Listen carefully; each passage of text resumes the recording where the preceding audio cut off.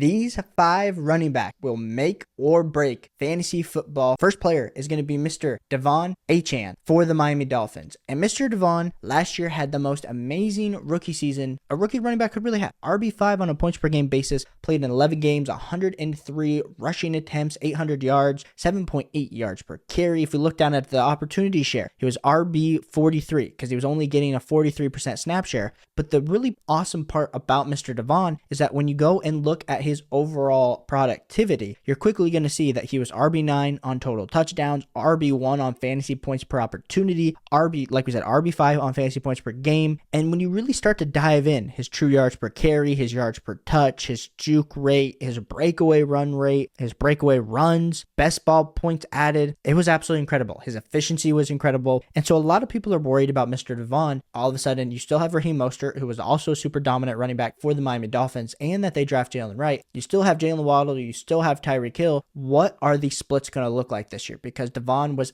absolutely efficient. If he were to reduce that efficiency and not get any more snap share, there'd be a little bit concerned. Now, we can't say this for Mr. Devon. He's been absolutely working out. There's a picture of him being absolutely jacked. It looks like he's probably put on about 10 more pounds of muscle to be a little bit more durable because last year he only played in 11 games. I am still drafting Devon, but he's definitely a make or break running back for 2024 fantasy football. My next player that could make or break fantasy football is going to be Mr. Derrick Henry. And Derrick Henry has been a make or break fantasy football asset the last few years. Last year, RB16 on a points per game basis. The year before that, RB4. The year before that, I know he only played in 8 games because he got hurt, but averaged 24.2 fantasy points per game in 2021, 20 fantasy points back in 2020. Now, the big worry for Derrick Henry is not only is he entering a new system, but Derrick Henry is 30 years old. He's way past that 26-year age cliff that we like to see our running backs be a little bit under to be absolutely winners. But the thing is, Derrick Henry reminds me a lot of a guy like Jerome Bettis, who was able to play into his mid-30s. He was an absolute tank to tackle. That's exactly Derrick Henry. Add him into a Baltimore Ravens offense that absolutely loves to run the ball. The read option with Derrick Henry and Lamar Jackson is scary as heck for me to think about. So the fact that last year he had 12 total touchdowns, I think he can do that again. And I think the thing for me is Derrick Henry, we could be talking about him getting 15 to 16 touchdowns this year, and I still think he's going to get around 280 rushing attempts, probably be somewhere around 1,200 rushing yards. So for me, his yards per carry is kind of maintained the same. And last year, 4.2 yards per carry in a Tennessee Titans offense that wasn't good with a rookie level quarterback. He could be looking at 5 yards per carry in an offense with Lamar Jackson. Now, over on Underdog, Derrick Henry is going off the board as RB9, overall player 30. And so I think Derrick Henry is appropriately valued right now. But like we said, if he does what he did last year, then you're definitely not getting the value that you're having. But the reason that he is at RB9 is because he's in this super efficient top 10 rushing attack for the Baltimore Ravens. That is why he is ranked there. And that's why he's going to make or break your team, because you're going to have to take a high level pick on him, and he's going to have to return ultimate level value. My third running back that can make or break your fantasy football team is going to be Mr. James Cook for the Buffalo Bills. And complete transparency with James Cook, I've never been the biggest fan. RB19 last year on a points per game basis, 13.7 fantasy points per game. And last year, he wasn't really competing with anybody for touches. And we look at this year, he still isn't really competing with anyone for touches, but this offense has gotten a lot worse as a whole. The efficiency of losing a guy like Stephon Diggs, adding a guy like Keon Coleman. We saw this with the Tennessee Titans a few years ago, adding in Treylon Burks, getting rid of A.J. Brown. I'm not saying this is the same scenario because Josh Allen's involved here, but what I am saying is I'm a little bit worried about the overall touchdown upside of a guy like James Cook, who last year only had 6 total touchdowns. And for a guy like James Cook, I know he's not predicated on getting those touchdowns because he's playing with a guy like Josh Allen, who Josh Allen is their goal line back. Like it's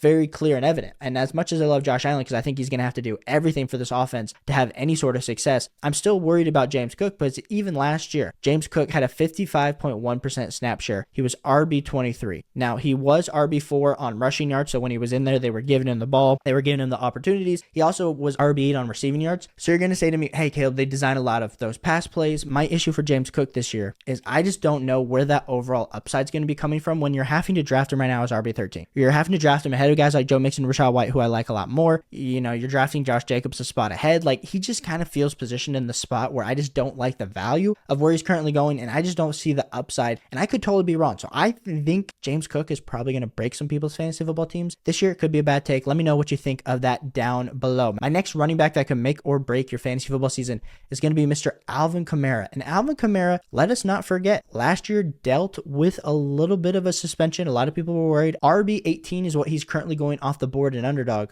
And same thing with Derrick Henry. A lot of people are worried about the age. Alvin Kamara getting up there, 28 years old, will be 29 this season. But last year, RB3 on a points per game basis in the 13 games that he played. RB13 in 2022. RB4 in 2021. So really, his last 3 seasons, his floor has been like RB13 on a points per game basis. Now, the Saints offense is absolutely desolate, and Alvin Kamara is getting up there in age. But the thing is, last year he had 75 receptions. So if you're playing in a full PPR format, Alvin Kamara feels like super undervalued right now over on Underdog, RB18. I know he's going off at pick 77, but let's just say hypothetically he's going somewhere around the RB16 to RB18 range with they're looking at Underdog, ESPN. I mean, Kenneth Walker's never fully done it. David Montgomery last year had touchdown upside, but we're assuming Zamir Gibbs is going to eat into it. Rachaad White, for as much as I love Rachaad White, and I love the overall upside that he presents, why is he going over a guy like Alvin Kamara? Is it purely because of the Saints offense? Is it purely because of age? I don't quite know, but I think you're getting a true value with Alvin Kamara right now in drafts, especially if you're getting him as your RB2. Absolutely think he can make your fantasy football season. My final make or break running back is going to be Mr. Zamir White, and we've seen him, the flexing picture, we've seen him getting all jacked, going off the board as RB22. And I know I talked about Zamir White in a video a few weeks ago, and people were like, Caleb, you are just hating on our guy Zamir White. And I was like, listen, we haven't seen him do literally anything. We saw last year 4.4 fantasy points per game. If we look at his overall game log,